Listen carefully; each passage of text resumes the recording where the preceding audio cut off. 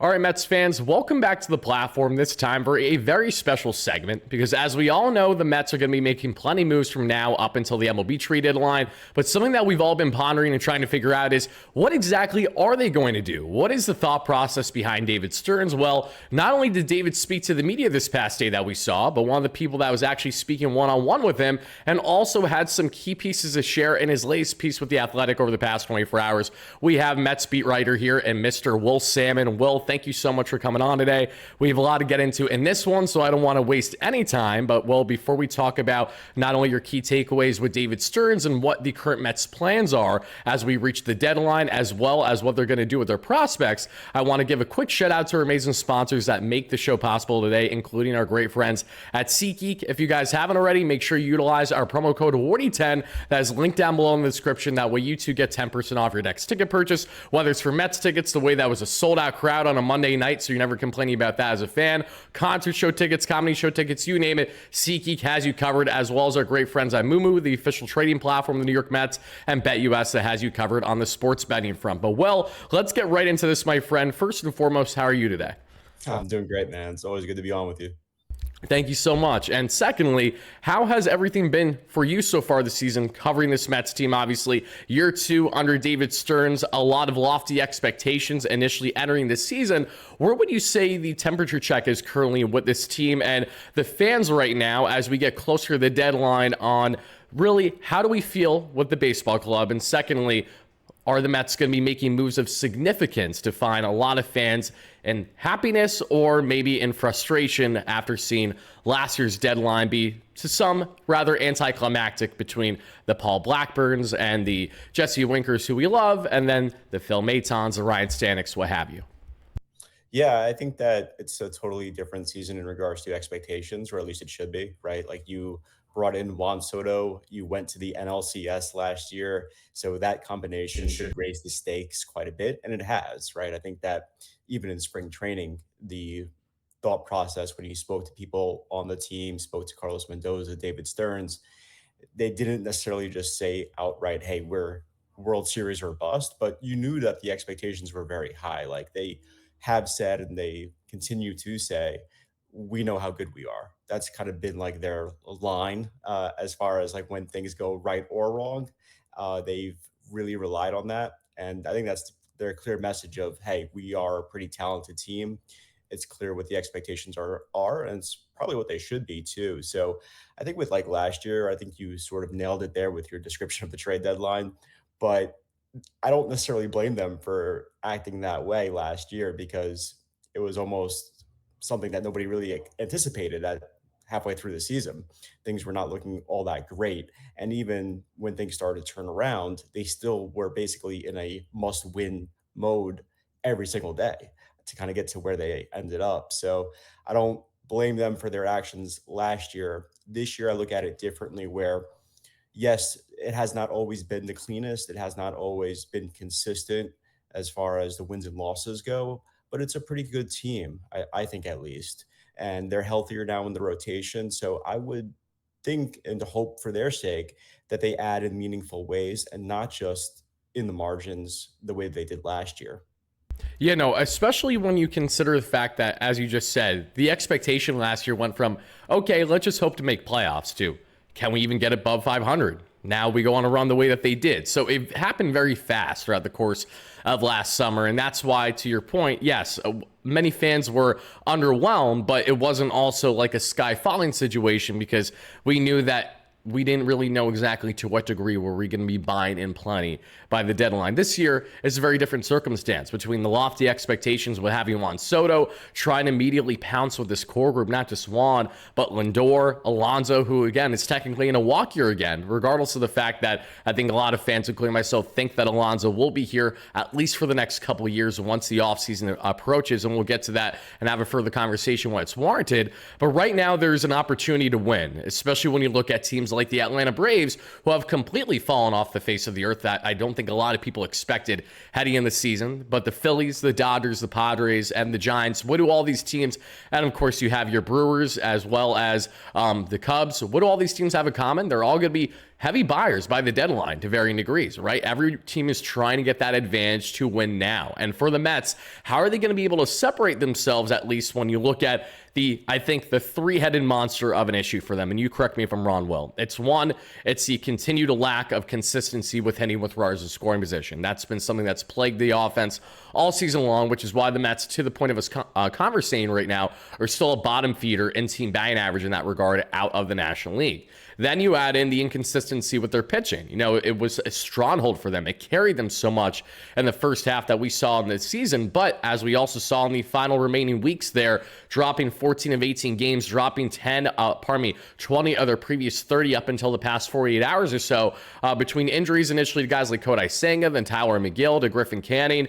That paired with a bullpen getting overly taxed big time with a rotating door of guys that are coming in, coming out. That's why Rico Garcia just got picked up by the Mets from the Yankees, for example. So a lot of Mets fans, including myself, would like stability there, as well as the center field position. And that was something that David Stearns didn't really hold back from speaking about yesterday when talking to you and the rest of the media, which I found interesting. So I think that's a perfect pivot. Let's get right there, because we know the Mets are going to be in the market on the pitching front. I'm going to ask more your thoughts as to what you think Stearns' plans are there. But one, looking at the offense in particular, a lot of fans would love to see a guy like Eugenio Suarez be considered because he's the biggest bat available by this year's deadline. But we also know that the Mets don't necessarily have an immediate urgency or need to land a guy like Suarez when they have an abundance of third base options right now that Stearns seems fairly comfortable with, as you asked him yesterday. So when looking at that center field position, how notable would you say it is for the Mets to make some type of change and upgrade there? I could see it both ways right now. The way that I would characterize it is they've been pretty active in that market with just sort of understanding what it would take and who's out there, but they're not behaving in a way that indicates they view it as a necessity to upgrade that spot. So I think that they're in like that holding pattern of like, and I think other teams would say this as well. And that's the kind of the gist that I've gotten from talking just around the league, is that they're still trying to find their motivation level as to how much do we think that this is going to be an upgrade for us. And David Stern said that during his news conference yesterday, it has to be a clear upgrade. And you know what? I don't necessarily blame him for that, because if you look at their offensive production since Jeff McNeil went to center field in late April, it's been sort of middle of the pack. And by middle of the pack, it's below average still. But it's center field, and it's a position where you're not really supposed to be getting all that much offense from. Like, it's a defensive first position. And then right now, I think their WRC plus is like around 90-ish. Their OPS is about 16th, 17th in the league since McNeil first ventured out to center field. I think you could live with that, actually. And then if you pair that with the defense that Tyrone Taylor provides late in games or with the occasional start, then it works, because scouts that I speak to, they've been pretty impressed by Jeff McNeil in center field. Like, they say, like, okay, he definitely defied or surpassed my expectations, because I was not expecting much. And look, he's not going to win a Gold Glove there, but he is fairly adequate. He's pretty stable, at least. The question is that a long-term thing? Is that something that could last you for the next 2 months and in the playoffs? Like, do you feel still comfortable with that in the playoffs when it matters the most? I don't know. I think that they have a hard decision to make there, because there are guys who are available, clearly, whether it's Cedric Mullins from the Baltimore Orioles or Luis Robert Jr. from the Chicago White Sox.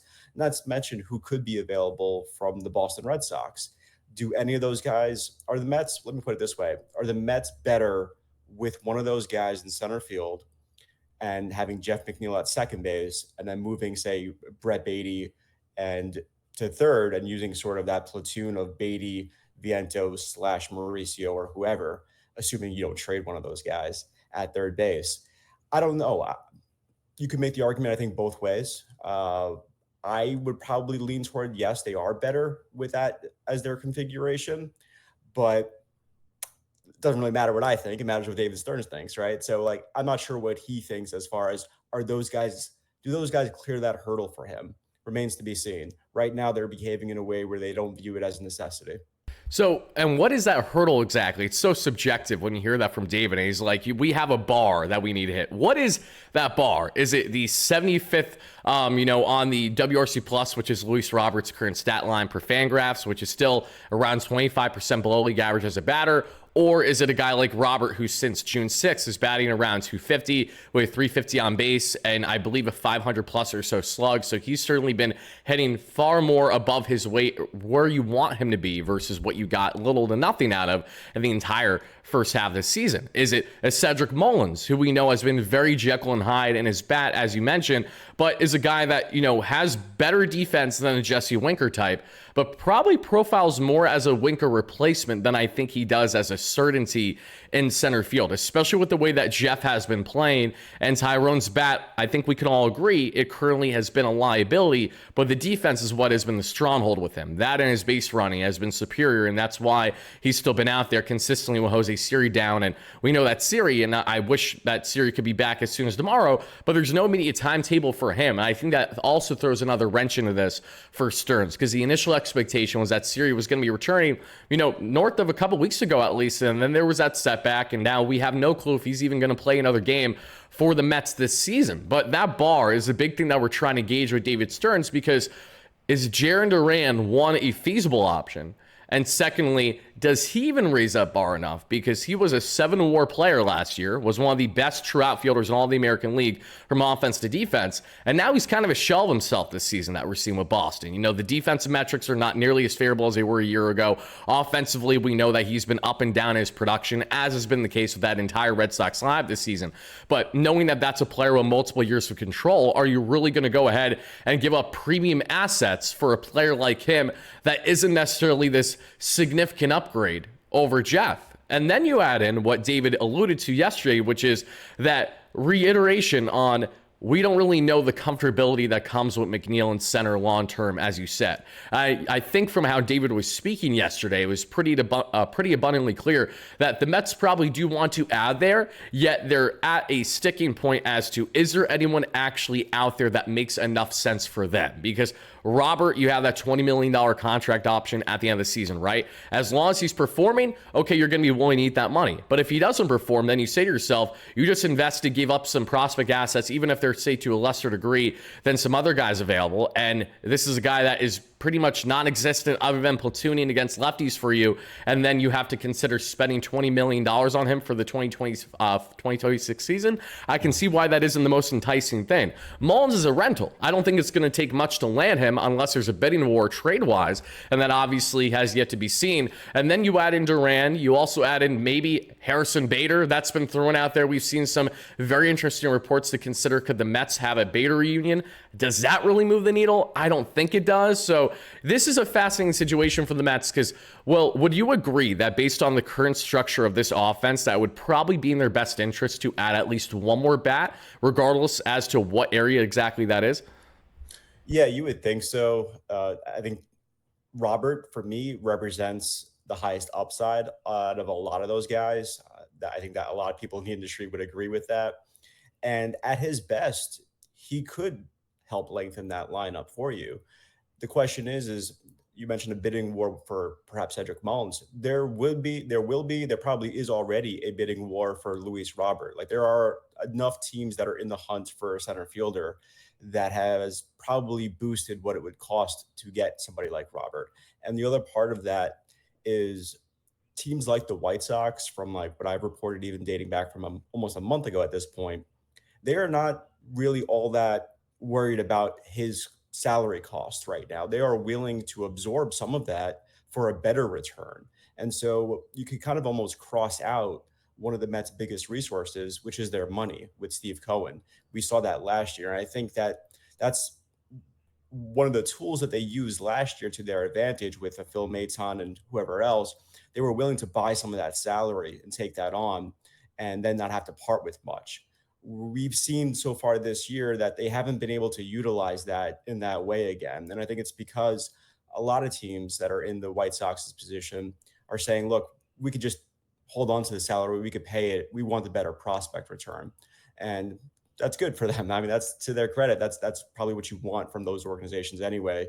but it doesn't really help the Mets. So as far as their lineup goes, yeah, I think that in a nutshell, sure, like in a vacuum, it would definitely boost their odds of winning the World Series and getting to a World Series if they have like a clear, say, number six hitter to lengthen that lineup. But at the same time, they are getting some pretty decent production from Brett Beatty. That's kind of gone under the radar. They just brought back Francisco Alvarez, who represents some element of hope there. And Jeff McNeil has really flown under the radar, I think, as far as what he has contributed offensively to this club. He provides a pretty good batting fifth or sixth in that lineup, depending on who's on the mound. So, yes and no.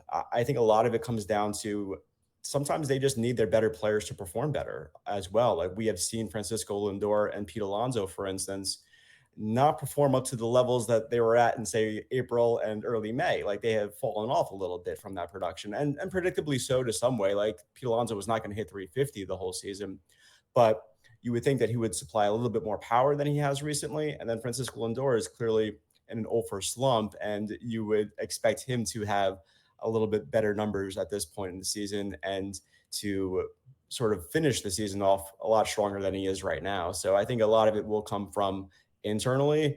And would that mean, they could still probably get somebody to bat sixth or seventh externally? Maybe. I'm just not seeing it right now as being a huge priority for them. Yeah, we just have to kind of hope, or at least I'm hoping, at least as more of the Mets fan advocating here, that something not necessarily falls in their lap, but presents itself from now up until the deadline that is an opportunistic route for them to go down, and one that, again, checks off the boxes as a prototypical number six or number seven hitter, if not something of higher quality there. Because when you look outside of outfield, there really aren't a lot of other areas where we could see the Mets chiming in. Because you asked David verbatim yesterday, do the Mets pretty much plan to have their third base configuration be what it is? And David said yes, and it does make sense because Beatty, at least over his past 12 games, I understand it's a smaller sample size, but he does have around 1,000 OPS there. He's got 11 home runs on the year, including that nice two-run shot that helped start the rally for the Mets yesterday in their comeback 7-5 victory at the time of us talking right now. But it's going to be fascinating to see what they do on the offensive end. I just know, and I think you know too, that if the trade deadline concludes and the Mets offense is not completely heated up by that point and they don't add anything, there will be uproar from fans, understandably so, because the same thing that I think has plagued this offense all season long is the same thing that very well could be their demise down the stretch if they're not having the pitching to help balance and carry things for them. So Robert, I agree, has the most upside of the group. I've been beating that drum for really 2.5 years now. It's kind of crazy how much he's fallen off a cliff in the sense of stock since then, but the Phillies have been in that market forever, and I think no Mets fan wants to see a guy like Robert get traded to Philadelphia, be a part of that lineup, and then potentially thrive in a change of scenery when he's such a prime candidate there, as well as, to a certain degree, the Cedric Mullins, Jarren Duran. There's a lot of speculation he may go out west to, say, a team like the Padres. That would immediately impact the Mets, obviously, when you look at the playoff hunt and everything that entails. So it's going to be fascinating to say the least on the offensive end. I just certainly hope that David at least adds one bat of significance there. Either, if it's not a Jesse Winker level, then hopefully someone that has a bit more higher upside, as we just alluded to. But going on from the offense, so let's talk about the pitching, because there was a pitcher that the Mets did at least have a valiant effort in trying to land, and not for the sake of giving up assets, but rather just spending dollars, as David Robertson just signed with the Philadelphia Phillies on a prorated deal of around $16 million. So he's making like $6 million this year. That has another $12 million that he's going to eventually make. Crazy numbers for a guy that you're having for half a season, but when you don't have to give up any assets, I mean, that's kind of what you got to do. That's why David waited as long as he did after he denied the $7 million contract there for the Rangers to opt out of his deal. And Robertson's a stud. I think he's going to do great again with Philadelphia, regardless on where his velo is currently sitting at the young age of 40. But now that the Mets missed out on a prime, high leverage opportunity there, and Robertson, let alone to a rival there in the Phillies again, what do you anticipate the Mets to do in that regard? Do you believe that the bullpen is the largest area of attack for David Stearns and his front office?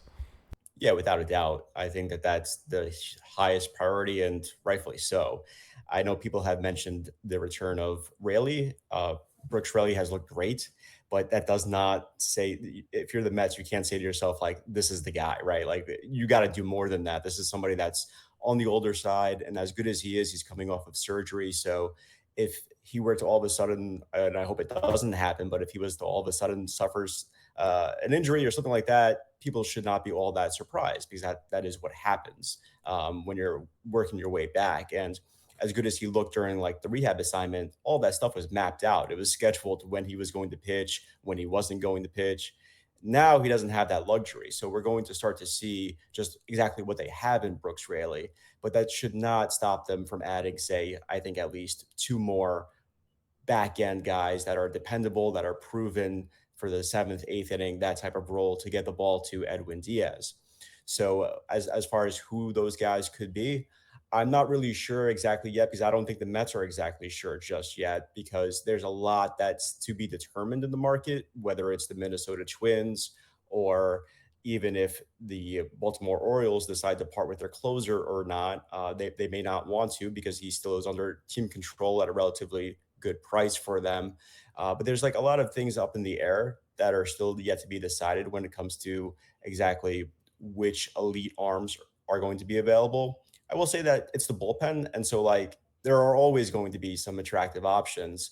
I mentioned the Baltimore Orioles. They have like three or four guys that would fit nicely. Not even to mention their closer. They have setup guys that would fit nicely for the Mets. They come to mind instantly. The Twins also have other relief pitchers, if they do not part with, say, Duran, that could be appealing to the Mets and that would work for the Mets as well. So I definitely view that as the highest priority. I would say that they need at least two, even another lefty, just because to give you that insurance for Brooks Raley as well. Although I think that maybe you don't have to worry too much about it, as you did maybe a month ago, of course. But definitely two guys, regardless of how they pitch, for the seventh and the eighth inning.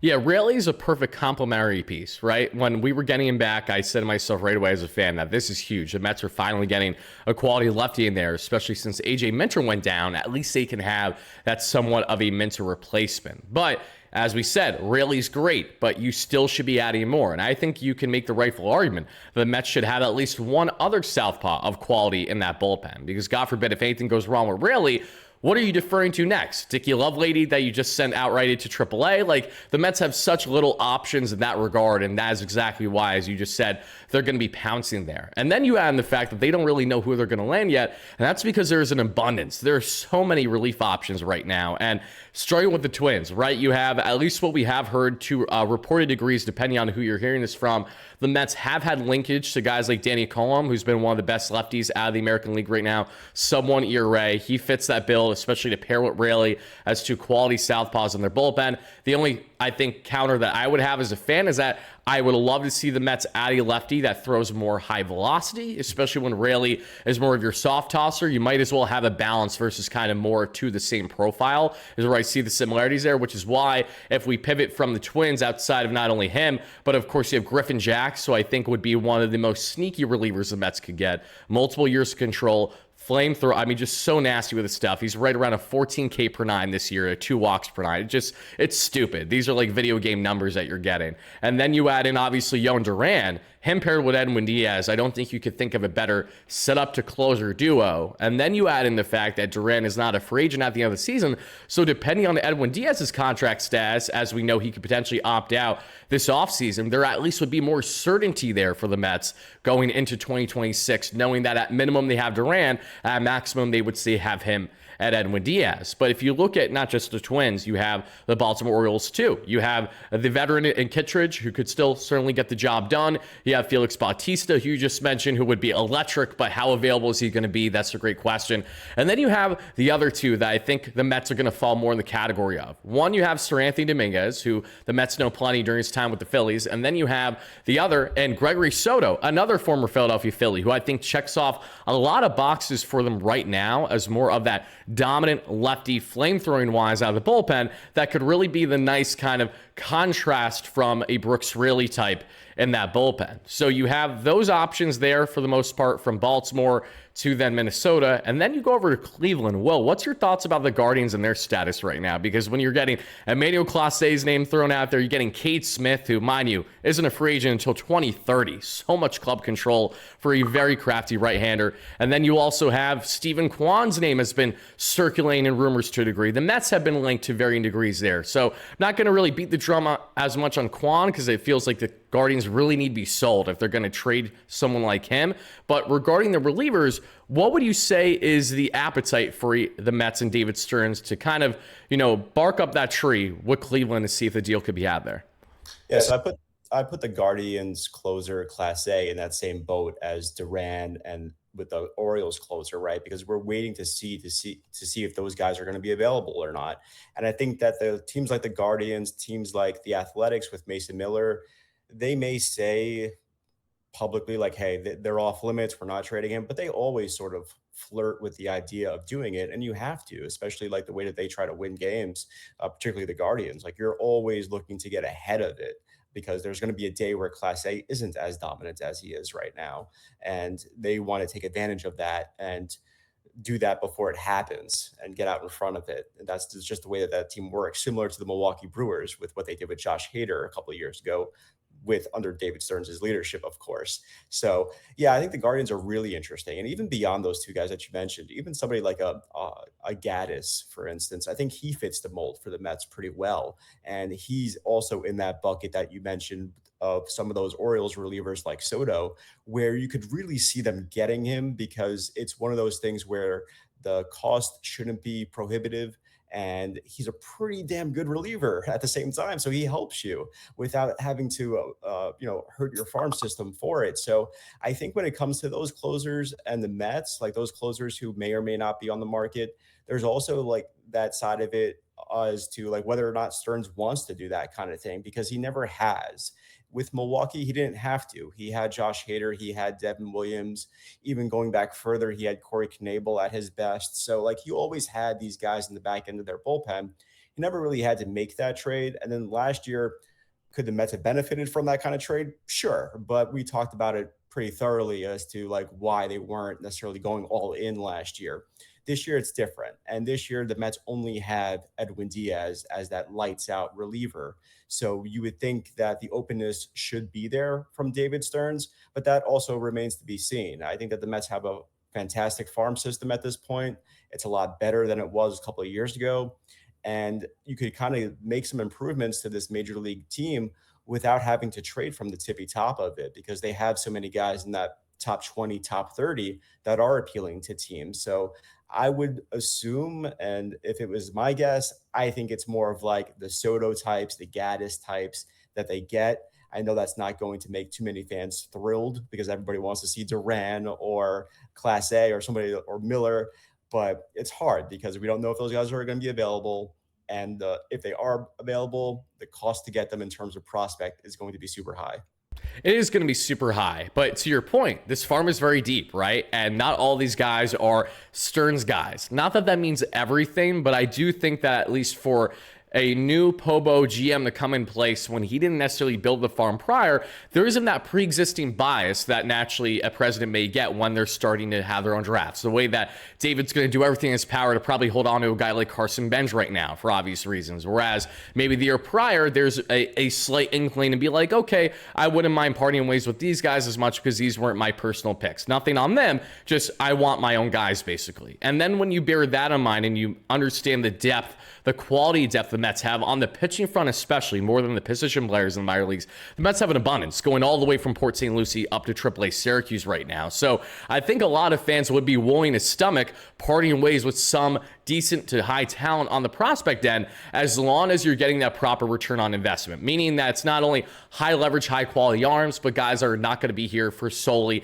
half a season, right? I think most fans would be an uproar if you gave up some heralded prospects for a rental reliever, unless that's, say, an Aroldis Chapman type, but I think we can all agree that that ship has sailed with the way the Red Sox are likely going to be holding on to him and are somehow more inclined to trade Duran than they are Chapman, which I find very fascinating right now. But regardless of that, outside of those areas that we just spoke on in the Twins and the Orioles and a couple others, one other team that comes to mind for me, at least on the reliever front to a degree, is the Pittsburgh Pirates. David Bednar is a guy that had such a down season last year. It really felt like he was getting the yips at one point. He just kind of forgot how to play his game, and now he's found it again right around a 2.5 ERA. He's been nasty all year. One, have you you heard any linkage between the Mets and the Pirates on Bednar's front this year, or going back to last season?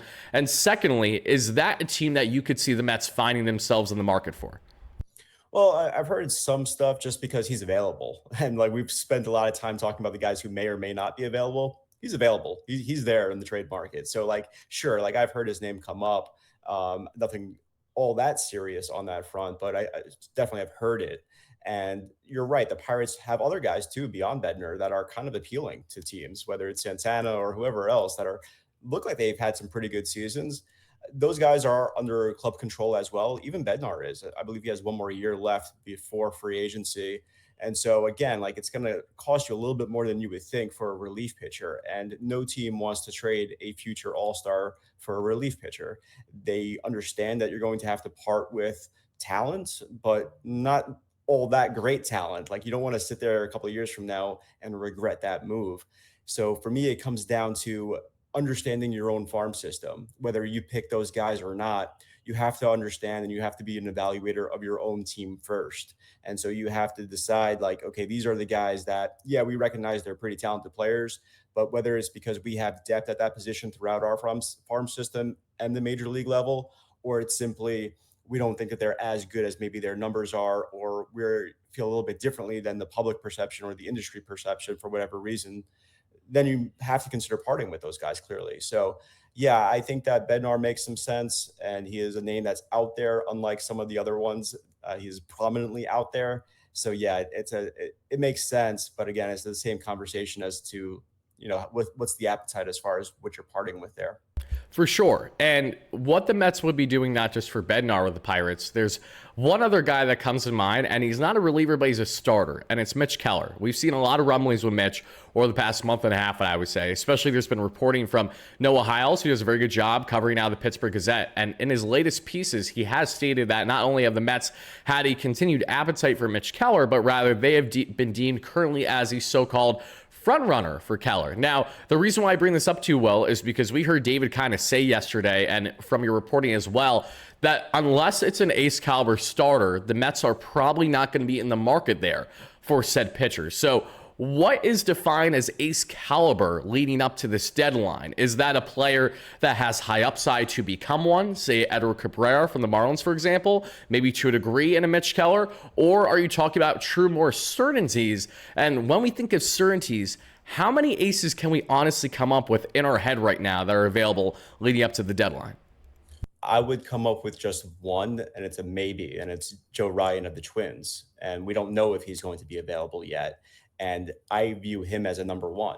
And my reporting from talking with the league, talking with people in and around the Mets, is that it would be hard for them to add somebody who's that mid-tier, mid-rotation guy, just because then you're talking about bouncing somebody from the rotation who doesn't necessarily deserve to be bounced from the rotation, whether it's Clay Holmes or whoever else, Frankie Montas right now, something like that. And it makes it very tough because then you're talking about going back on some plans that you had for these guys when you signed them as well. And that presents kind of a challenge.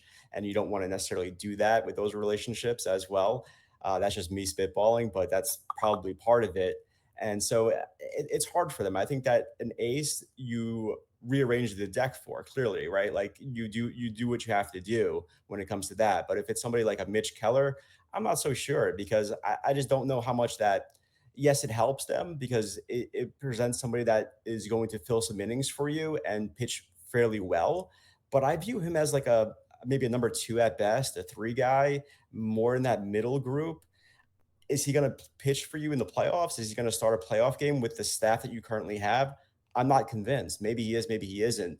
But I think when it comes to the rotation, that's the bar that you have to clear there is are these guys better than the talent level of Senga, Minaya, Peterson? Because I view those three as your playoff starters right now. And then for that fourth game in the playoffs, if you need it, you can mix and match with what the rest of your pitching staff looks like, whether it's getting 3 innings from Clay Holmes or Montas or whoever else. You piece it together like teams generally do in the postseason. But for right now, it's those three guys. And those three guys are pretty talented with the way that Peterson is pitching. And we saw what Minaya was capable of last year. And then 2 years ago, Senga was their best pitcher. So we're talking about three guys that have that high talent level. So it makes it a little bit difficult to just insert somebody as a 3 or a 4, and he would have to be in my opinion, he'd have to be an ace caliber guy for them to do something. In your honest opinion, this is just opinion based right now, would you say that there's a possibility that the Mets have a lack of comfortability with Clay Holmes and his inability to give the Mets length is what they've been trying to get out of him as they stretched him out this year, to the point that we could see Clay more utilized in piggyback situations like what we saw him utilized in that start in Kansas City, where Sean Manaea came in after he initially started, meaning that instead of it, say, being Sean Manaea to piggyback him, it would be one of those prospects for the Mets, right? Whether it is a Noah McLean, a Blade Tidwell, a Brennan Sproat, more of an easier transition for them to potentially get to the major league level while still giving them length, knowing that they might not necessarily start the game. You could have Clay start the first 3-4 innings, or vice versa, if they feel that Clay may be best suited later on this year. I don't really see why it would make sense for them to deviate from his game plan all the way into the season after he's been doing something so long. However, the piggybacking, I think, makes more sense now than ever, given the lack of length they continue to get from there. What's your thoughts about that? So two things come to mind right away when it's Clay Holmes and the idea of possibly moving him to the bullpen. Two things for me have to happen, or at least one of the two have to happen. And that's he has to pitch even worse than, or worse. I don't want to say even worse because it's not as if he's pitched poorly, but he has to pitch worse than he has. And so he has to struggle there, or he has to get very, very tired. And he has to say to you, hey, I just can't go more than 4 or 5 innings, because in some of these starts, it's not the sense that he can't go 4 or 5 innings. It's he hasn't been good enough to in some of them.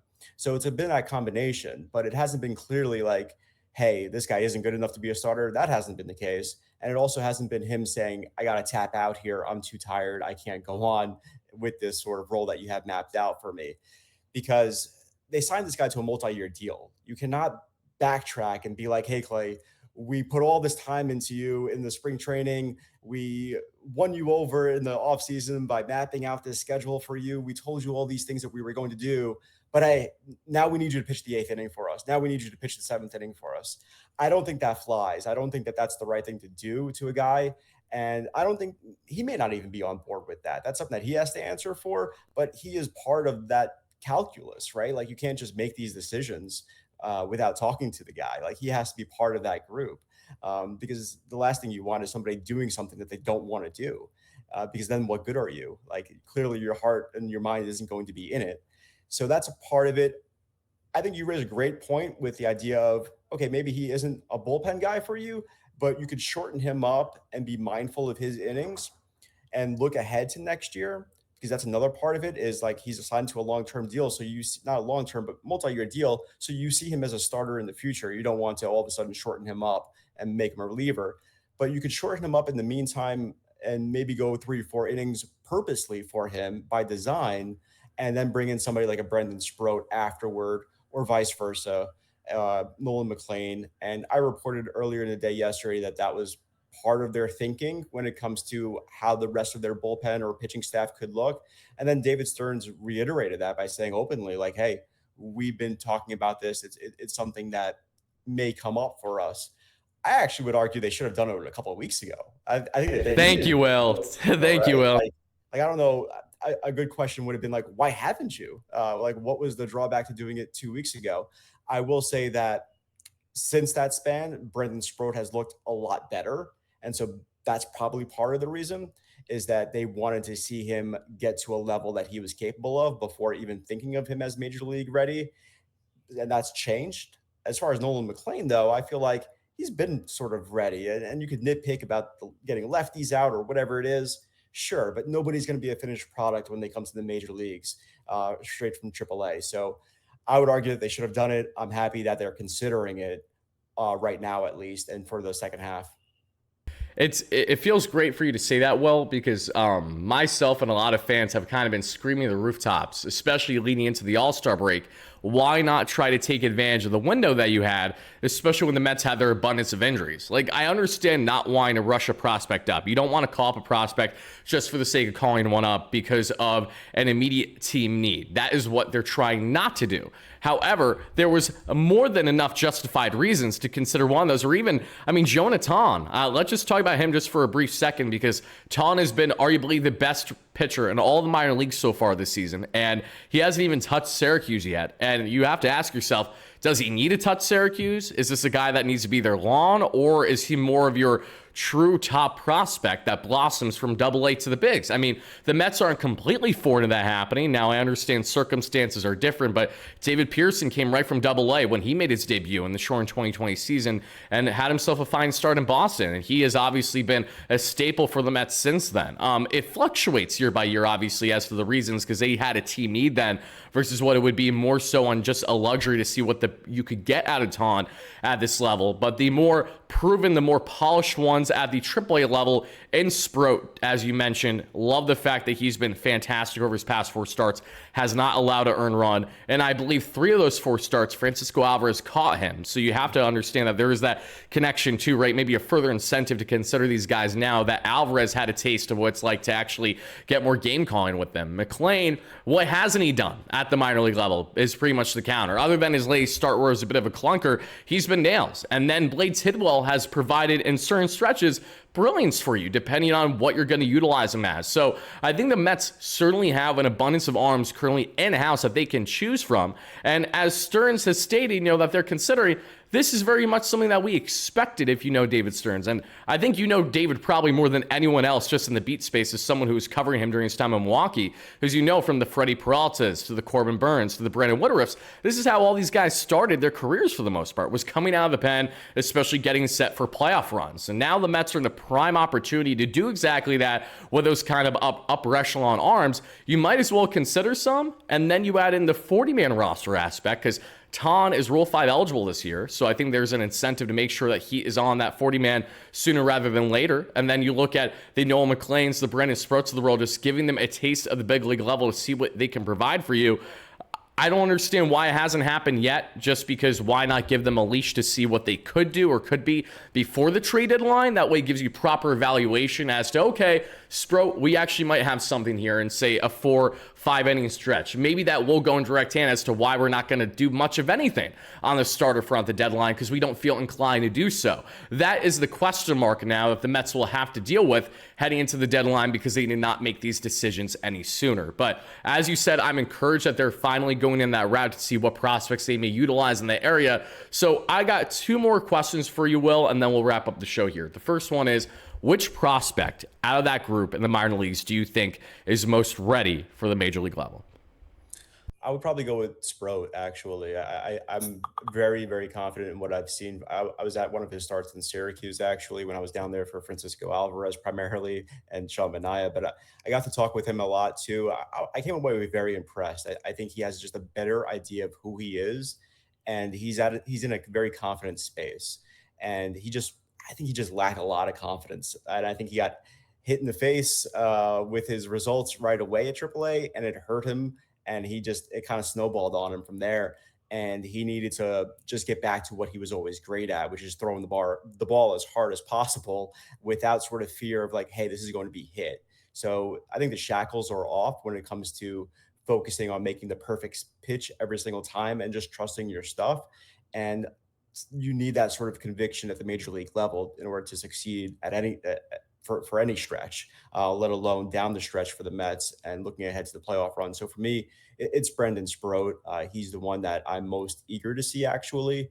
And he's somebody that you mentioned has really built a good connection with Francisco Alvarez, which probably should count for something. It should count for something, right? Because, I mean, when you even have, like, future Hall of Famers Max Scherzer and Justin Verlander, saying to Alvarez at the age of 21, I want you to catch me, advocating that this needs to be my guy. Clearly, there's something there. And unfortunately, we lost that a bit the past 2 seasons, but it appears that Alvarez is finding that confidence and getting that momentum back on his side, including what I thought was honestly one of his best games, if not his best game in his first game back. I thought that was better than his first game against the Nationals, where he had that line drive home run opposite field months ago. Like that didn't move the needle. Lifting the baseball for power and almost going opposite field, I thought was more impressive that we saw this past night there for Alvarez. So going on now from the prospects, the final thing I have for you, Will, is the following. What are your honest, while also, bearing in mind realistic predictions for this year's trade deadline for the Mets? If you had to name a couple players that you foresee them landing that come to mind, maybe it's personal preference as well as they're just a perfect team fit in certain areas, who would you say those players are? Yeah, I think we talked about earlier. It's probably in that bucket of like a Soto, Gaddis type relievers. If I'm making like a bet on it, just because, yeah, that's what fits the need the most. In addition to probably being at a level of cost that they're most comfortable with. Their farm system is really good though. So like you could afford to trade from the top if there was a guy out there that was worth getting. I don't know if that guy is going to exist for the Mets. And so you're looking at maybe guys in the top 15, the top 20, the top 30 of their system. They could also trade their abundance of infielders that they have at the major league level. That's something that I've already reported as well. There's Mark Vientos, there's Brett Beatty, there's Luis Angel Acuna, and there's Ronnie Mauricio. They all can't play every day, obviously.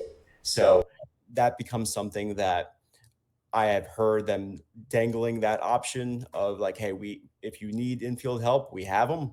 Here are our guys, and so that remains to be seen, like what they get from that. Do you get a reliever from that? I don't know. I think that you probably would want a little bit more than that.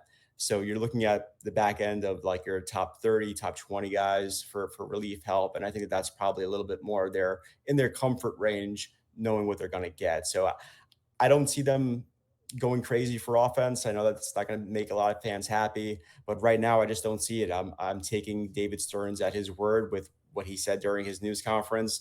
He didn't make it seem that that was a big priority. I'm going to believe him. I'm going to say that he's not really viewing it as a big priority right now. Could change. Could change. We still got some time, but I'm pretty confident it's going to be relief help. And I'd be almost a little bit surprised if it was all that much else beyond that. Yeah, if the Atlanta starter, I think we're going to be surprised in the sense as to, is it really going to be an ace caliber? Is David Stearns going to come from the top rope somehow that no one was expecting? And then bam, splash, he has himself a huge arm to consider down the stretch. I think the Mets are confident enough in their minor league options. And the reason why I say that is because David said it himself yesterday, how there's still that reluctance to want to utilize these top prospects as relievers because then you can't have them as a starter again for at least this season. And the fact that he reiterated that tells me that the Mets are under the mentality that they want to make sure that at least they have one or two of those guys that they feel high on, whether it's Sproat, whether it's McLean, whether it's Tidwell, whoever, that they are still available to be fully stretched out in a scenario where, say, someone goes down with injury and consistencies arise and they don't feel the need to go out of their way externally for it because they feel that they have that immediate option in-house. Again, you and I both agree if that's the case. Why didn't you consider that a month plus ago when it made far more sense to do so? But I digress. One final thing, because I'm cheating, because you mentioned it and I actually want to talk about it earlier. Out of those infielders as well, between Mauricio, Vientos, Beatty, Acuna, which one do you think is most susceptible to being dealt and why? Well, it depends what you're getting back. I think on the surface, Luis Angel Acuna looks like the odd guy out. He's not going to play shortstop for you. That's obvious. And he isn't getting a whole lot of action elsewhere for you. And he's at the point where could he use some extra time in AAA? Maybe. It kind of depends on what team he lands with or if he's with the Mets beyond the trade deadline and beyond the winter. But he's a guy that stands out to me. He appeals to teams in some ways because he offers that speed and that defense as his floor, and you could work with him on the bat. You could get him up to a better level there. I do believe that we saw that a little bit in this late last year, and we've seen flashes of it here and there. He is right now probably a below average bat, but you could kind of work with him, and maybe there's something else there. Mark Vientos is another name. I think that if you're going for a bigger return, then maybe he makes sense because there are teams out there that want first base help, that want third base help, that could use so that could take a chance on a young player to see if he materializes into a consistent threat offensively. And we all know what he did last year. A lot of home runs when it mattered most in the playoffs. So I don't know if the Mets really want to part with him though at the same time. So I think it's interesting that they're dangling these guys and that they're throwing it out there to teams. Do they ultimately bite on it? Maybe, maybe not. I'm not all that convinced because if you're saying to yourself, we like what we have at third base right now, then the three of those guys, Mauricio, Beatty, and Vientos, are huge portions of that. So it makes it a little bit difficult to all of a sudden trade from it because then all of a sudden you're all that much weaker at that spot. So it's hard. I think that where it does help them is their prospects at the minor league level. A lot of them are up the middle guys that teams like, whether it's AJ Ewing or somebody like that. those guys appeal to teams. And so I think that if anything, it makes it even more likely that they are willing to part with some of those types of players that are very good, maybe not your top 5, top 10 types, but they're very good and they play positions that I don't see a clear path for as far as their future with the Mets go.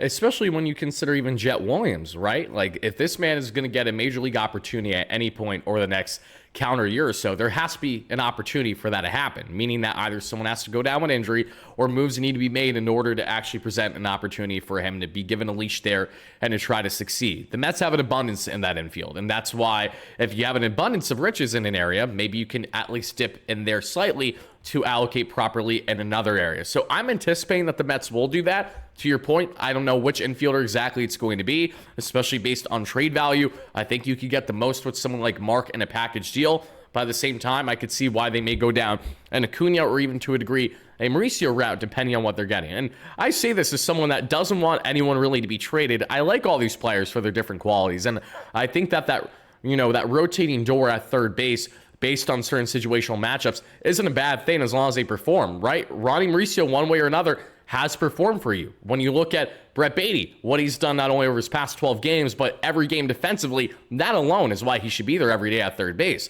Then Vientos, he's finally starting to heat up. He was doing that before the All-Star break. He's starting to do that again post-All-Star break. It's a slow roll with Mark, where he's giving you at least one hit every game before hopefully going more gap to gap and showcasing that power potential that we saw last season.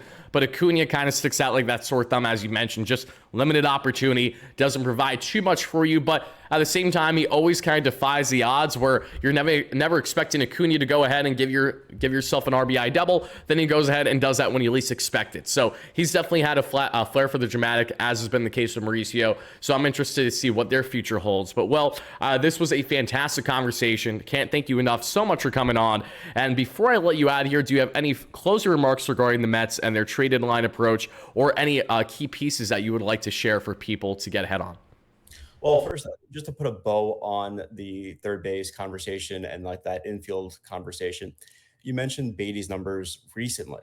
It dates back even further than that, I'd argue, at least, because since his recall in early May, he has an OPS that's higher than Pete Alonso and Francisco Lindor. That's crazy. I don't think people realize that. Like, he's actually put together a nice little season here. And I think it's because, like, in New York and with the Mets, once you go into a slump and you're a prospect, people close the door on you and people are like, okay, like, let's move on here. He's had a fairly good season. And so I feel like if he's your third baseman, you could do a lot worse. And the numbers prove that, actually, both defensively and offensively. And so when you look at maybe trading Mark Vientos or, thinking about other things, yeah, I think you kind of have to look at it, not necessarily thinking that they will pull the trigger on it, but you have to at least listen and you have to think about it. And I think Ronnie Mauricio, for instance, as well, he presents the highest upside, I feel like, out of all those guys. So it's hard to part with him. So the Mets find themselves in a very, very compelling situation heading into this trade deadline. I think the entire industry, because of their prospects, that their farm system level and what they need at the major league level, and all these things that they could or won't do, it makes them one of the most fascinating teams at the deadline. So it will be a great week and a half left to track it all. Hopefully they surprise us a little bit, because that's always fun. But at the very least, I would suspect that they are a better team after the trade deadline than they are right now. Absolutely. And I think if the Mets, as long as they allocate in those areas to at minimum with the bullpen, potentially there with the outfield and anything surprising in the rotation, that fans will at least be happy in the sense that it wasn't for a lack of effort. The only way we're going to be uproaring pitchforks, and I shouldn't say only way. There will be Mets fans that, as long as we don't get the best players in all Major League Baseball, they're going to be upset naturally. But we're not going to be an uproar as long as they go out and allocate the way that we know that they're supposed to, versus the way that a lot of us kind of felt underwhelmed, even if you think it's justified, from 2024. Every single traded line, with the exception of Zach Scott in 2021 doing the Javi Baez banner for PCA, there really hasn't been any splashes of true significance at the deadline that we've seen under these now previous regime of Epler to now David Stearns. This is David's first chance to really go out and not only surprise fans, but maybe write off the narrative that, oh, David is exactly the same way as he was in Milwaukee. Go out and prove that you have the big market, the big owner, the spending. Try to take advantage of that in any which way, shape, or form is what the fan point of view Wardy has to say. But, Will, this was awesome. Thank you again so much for coming on. Do you have any future pieces coming up that we should know about? Well, I'll dig into I focused a lot on the pitching side of things yesterday. I'll dig into a little bit more offense, see what I can get reporting wise. At this point in the calendar, I'm at the mercy of what my reporting gives me to talk to you about and to put out there for people. So we'll see. But definitely, I'm always looking forward to covering the news when it comes to the trade deadline. So I'll aim to be on top of things. I can't wait to hear tomorrow that breaking news. The Mets are inching closer to Eugenio Suarez out of the blue from Will Sammon of The Athletic. That's what you guys could always know. Will, thank you so much for the time. Thank you guys all so much for watching. Please let us know all your key takeaways and thoughts in the comments down below from what Will and I had to break down and what was a fantastic discussion. That is Will Sammon of The Athletic. Make sure to check out his work. This is Tyler Ward. You guys know here from WardyNYM. I will see you guys again soon. Peace out, everybody.